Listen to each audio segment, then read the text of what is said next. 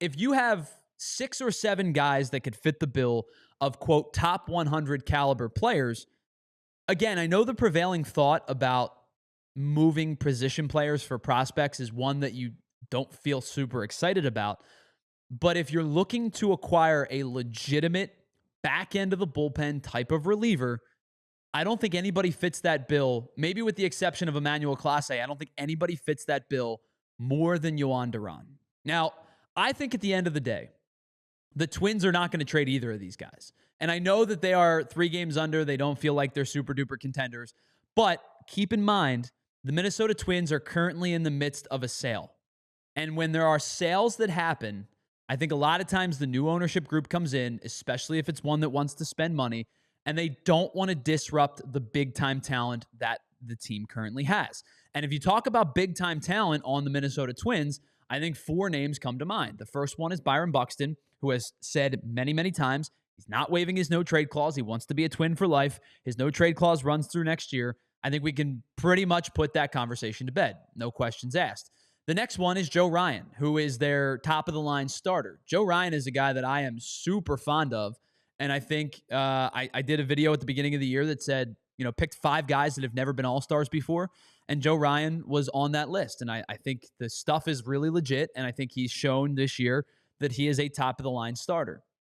I don't think they want to move that guy. I just think he's a paramount piece to their rotation as this team unfolds. Do they want to trade their 2 big-time relievers? That's the bigger question. And I think ultimately the answer probably becomes no, unless they're blown away with a deal that does truly include that type of return. Now, does the return become smaller as we get closer and closer to the trade deadline? Perhaps, if they get desperate. But I think because of the fact that these 2 guys have so much team control left, I'm not so sure they're as desperate as if they were impending free agents, right? If Jhoan Durán or Griffin Jax were a free agent at the end of this offseason, they probably would move them. The Twins have guys that they're going to trade. I think they're going to trade Harrison Bader if they can find somebody to take him. He's having a good year. He's on a 1-year deal. I think the Twins are probably going to trade Willie Castro. And Willie Castro is a guy that might be interesting for a lot of teams because of his positional versatility and the fact that he's hitting above 280 since the calendar turned to June. He's a good player. I think he's the type of guy that would fit for a good team that's looking for a super utility type of guy. I think I do think they're going to move players. I just don't know if it necessarily comes in the form of the 2 guys that are their highest. I think that probably 2 of the 3 highest return players are Griffin Jax and Jhoan Durán. But I will say this. If the return is 2 top 100 caliber players, I think the easy answer is to say, well, put Mick Abel in the deal, right? Mick Abel makes sense. He's a starter that the Twins would have significant team control with. He's pitched in the big leagues this year. I mean, he could theoretically be a starter as soon as the trade gets finalized. And that has merit. Don't get me wrong. I think teams value Mick Abel. I think the Phillies value Mick Abel. But if it's Mick Abel plus somebody else, like if I said to you they're going to offer Abel and Aron Escobar for Jhoan Durán, I think Phillies fans would make that deal. I don't know if that's enough for the Twins. Because here's the thing. The Twins are going to ask for up here. The Phillies and any other team is going to offer here. And it's about meeting in the middle somewhere that's a fair ground. Meeting in the middle is much harder to do when teams have team control and they basically say, we'll just hold on to this guy. We don't need to move him. We could be good next year. I think the Twins have underperformed this year. I think the Twins have a decent roster, and a couple moves here and there probably get them into playoff contention as soon as maybe next year. And those 2 guys could be paramount pieces to their conversation.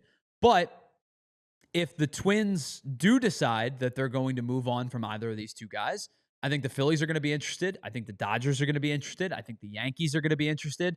I think the Mets are going to be interested. I think basically any top-tier team that needs any semblance of back end of the bullpen help is going to be interested. I think any team that wants bullpen help, period, is interested in adding an arm. Now, if you can add one of these 2 guys, you're probably willing to make the move. We talked about it in the Mason Miller deal video yesterday. I compared Mason Miller to Tanner Scott. Tanner Scott got 4 top 25 prospects in the Padres system. Now, none of them at the preseason mark were top 100 players, but they got number 4 Let me go back and take a look. I think it was number 4, number 5, like a 15 perhaps. I'll go back and give me 1 second. Sorry, it was 2. Robbie Snelling was the Padres' number 2 prospect. It was 2, 4, 5, and 24. Now, that was for 2 relievers, but it was also for 1 reliever in Tanner Scott, who was on an expiring deal. I think much like Mason Miller, much like Emmanuel Clase, much like these 2 guys, the Twins are going to ask for a lot, and they should. And if they don't get the return on investment that they're thinking about, they'll just hold on to them and maybe move them in the offseason, maybe move them next year if things aren't going well. But they do have a ton of team control left on these 2 guys, and I don't think they're going to just be – I don't think they're going to balk at low ball offers. They're going to balk at mid-grade offers. I think they're probably not going to come down too much from asking for exactly what they wanted. Now, as Ray points out, you could surmise that the Padres gave up too much for Scott and Hoeing. And you might be right. But I think that's going to be a parameter if that's the top end offer, that's going to be a parameter for this year's deadline as well.